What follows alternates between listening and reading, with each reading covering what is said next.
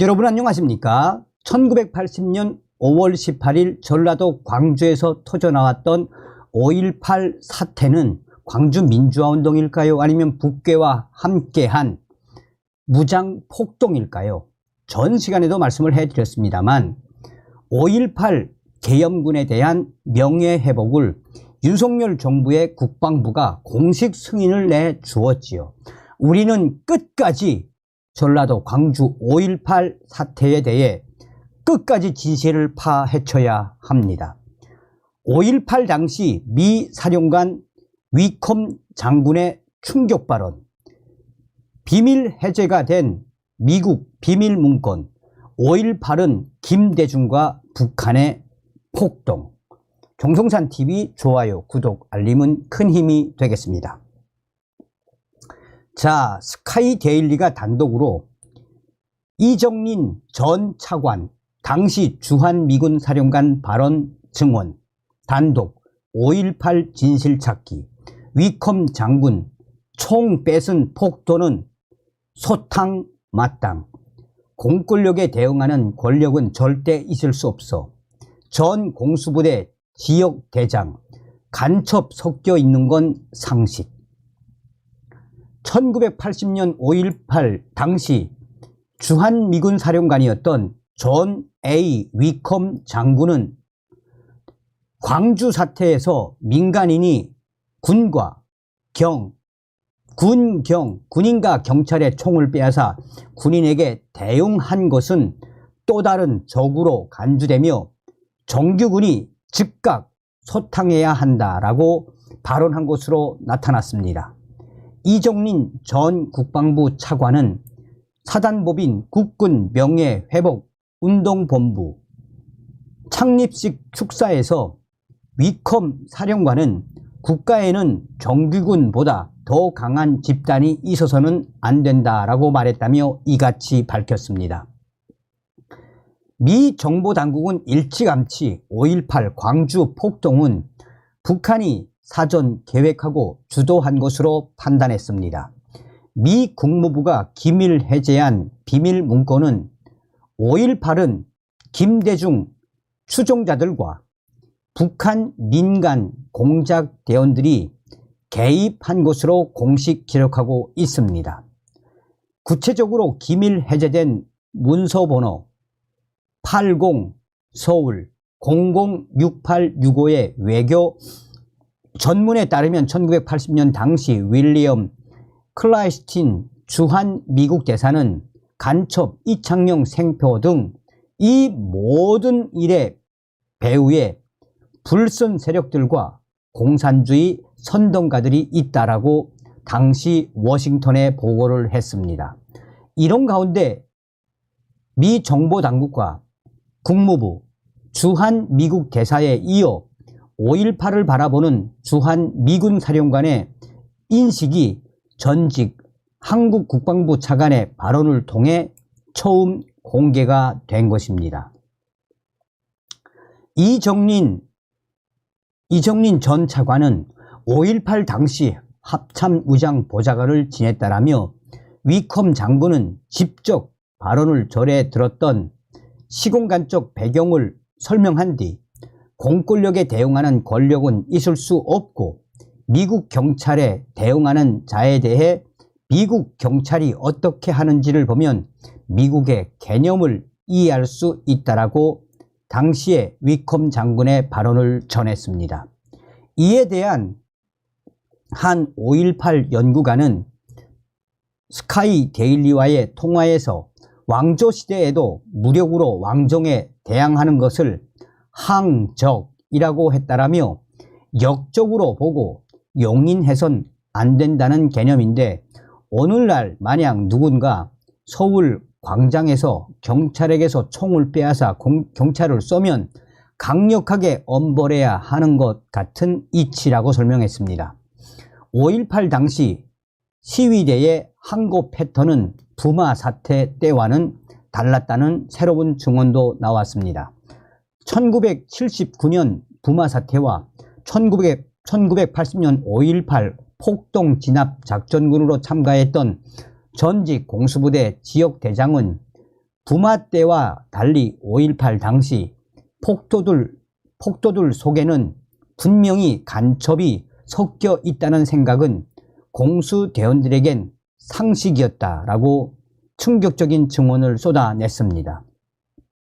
3공수 특전여단 제13대대 구지역대장으로 광주에 갔던 이상류 74세 이상류 씨는 27일 번지와의 인터뷰에서 노끈으로 운전대를 고정하고 엑셀에 돌을 괴한 트럭이 부대원을 향해 쉴 새 없이 돌진하는 사이 신원 미상의 운전자는 차에서 뛰어내리길 반복했다라고 이같이 밝혔습니다. 그는 마치 영화의 한 장면 같은 일들이 되풀이되면서 일반 시민은 도저히 이같이 할 수 없다고 우리 공수대원들은 확신했고 간첩 한 마리만 잡으면 영웅이 된다는 생각을 갖고 작전에 임했다라고 지역대장으로서 당시 느꼈던 책임의 무게를 또 올렸습니다. 대위급 중대장을 지휘하는 지역대장은 통상 소령급입니다. 이상류 씨는 최고참 대위였습니다. 임기를 꽉 채우고 진급을 앞둔 경우였습니다. 곧 소령이 될 대위 최고참으로서 지역대장을 맡았습니다. 중대장으로서 부마 사태에 지역대장으로서 5.18에서 작전을 펼친 것입니다. 이상류 씨는 부마 사태는 대학생들이 주축이 되고 대학생 임원이 지휘했는데 트럭 뒷문을 열고 토끼몰이식으로 에워싸면 자동으로 차량에 승차했고 부산 구독운동장에 하차시켜 각서받고 모두 집으로 돌려보냈다라며 그러나 광주 사태는 군 조직을 방불케 하는 아주 체계적이고 조직적이어서 간첩들이 지휘한 도발이라고 확신했다라고 말했습니다. 경기도 성남 위례 신도시 쪽에 주둔한 3공수는 5.18 당시 광주 파견 직후 전남대에 주둔했습니다. 도청으로 향하는 시위대를 차단하라는 임무를 받았고 곧바로 광주시청과 교도소를 사수하라는 무전 명령이 떨어졌다라고 했습니다. 당시 3공수는 모든 작전 임무를 지역대 단위로 수행을 했으며 특수부대인 공수부대는 일반 부대보다 적은 병력으로 운영이 됩니다. 한 개 중대는 장교와 하사관을 합쳐 보통 12명, 지역대는 4개 중대 50명으로 구성이 됩니다. 모두 장교와 하사관으로 구성된 공수부대 중에서도 최정예 부대입니다. 다른 공수부대는 일반 사병이 포함되기도 했지만 3공수엔 사병이 없었습니다. 간첩 개입 확신, 꼭 잡자, 작전 중 결의, 모든 직업 군인으로 이루어진 3공수는 전투력이 상대적으로 더 강했다고 당시 육군본부는 평가하고 있습니다. 하지만 이들조차 수세에 몰릴 정도로 조직적인 무장 도발에 직면했고 부대원들이 생명의 위협을 느꼈다고 했습니다.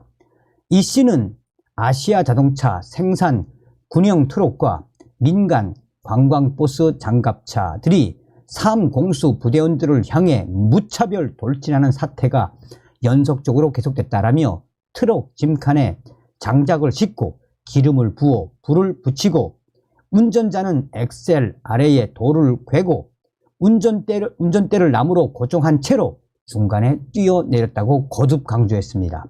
그러면서 얼마 시간이 지나지 않아 오늘날 각 부대 정문 앞에 있는 철침판과 같은 것을 제작해 도로에 깔아 놓았는데 불에 탄 차량 돌진 공격이 계속되자 타이어가 파손된 차들이 방향을 잃고 도로 옆 민가를 덮쳐 많은 화재가 발생했고 이 차에 부딪힌 16대대장 지프차가 전복돼 대대장이 다치고 운전병이 죽었다라고 증언을 했습니다.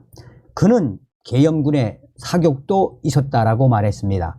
구체적으로 어느 대대 지역 대장인지 확인할 수 없었으나 인도 가로수 뒤에서 돌진하는 차량 타이어, 바퀴 타이어에 실탄을 자동 발사하는 광경을 보았다라며 차량이 전복돼야 하는데 한 대도 전복이 되지 않았다. 타이어가 파손되지 않았기 때문이라고 기억했습니다. 당시 지역 대장에게는 사전에 실탄이 지급돼 탄창을 휴대하고 있었다라고 했습니다. 이 대목에서 총기 재원과 보급된 실탄 양에 대해 묻자 M16 탄창은 총알 20발들이었고 당시에는 최초 3발은 공포탄을 넣었다라고 했습니다. 그러면서 17발씩 2개 탄창이니 총 34발이 지역 대장에게 있었고 이것을 돌진해 오는 차량을 향해 쏜 것이라고 설명을 했습니다.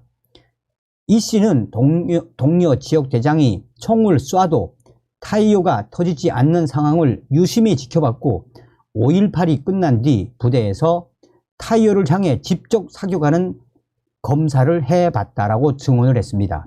그는 훈련 때 아무리 총을 쏴도 타이어가 터지지 않는 것을 보고 원인을 연구해 보니 회전하는 타이어가 총알을 튕겨낸다는 사실을 알게 됐다라고 했습니다. 일각에서는 폭도 차량을 향한 사격을 일컬어 사격 명령이 내려왔기 때문이라고 주장합니다. 이에 대해 이 전 국방부 차관은 5.18 때 사격 명령을 내린 사람은 없습니다. 위협을 느끼면 군인들이 총을 쏘게 돼 있다라고 잘라 말했습니다.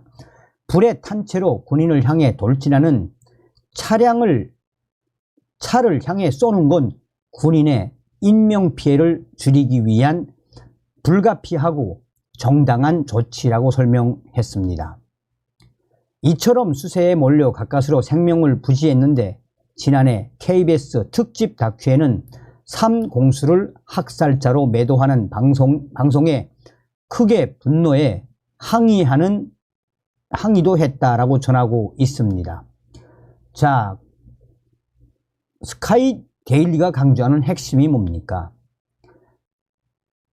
미 정보당국은 일찌감치 5.18 광주 폭동은 북한이 사전 계획하고 주도한 것으로 판단하고 있다는 것이며 미 국무부가 기밀 해제한 문건은 5.18이 김대중 추종자들과 북한 민간 공작 대원들이 개입한 것으로 공식 기록하고 있으며 구체적으로 기밀 해제된 문서에서 당시 1980년 당시 윌리엄 클라이스틴 주한 미국 대사는 간첩, 이창용 생포 등 이 일의 모든 배후에는 불순 세력들과 공산주의 선동가들이 있다라고 당시 이 워싱턴에 보고를 한 내용이 핵심. 김대중과 북한 무장 세력들이 꾸민 광주 5.18은 무장 폭동이었다라는 게 핵심 아니겠습니까? 서두에도 말씀을 해드렸습니다만 우리는 전라도 광주 5.18 무장 폭동에 대해 끝까지 그 진실을 파헤쳐야 합니다. 이 전라도 5.18 카르텔이 바로 무엇이겠습니까? 거대한 전라도의 카르텔의 기초가 되는 거 아니겠습니까? 다음 시간에 뵙겠습니다. 별공.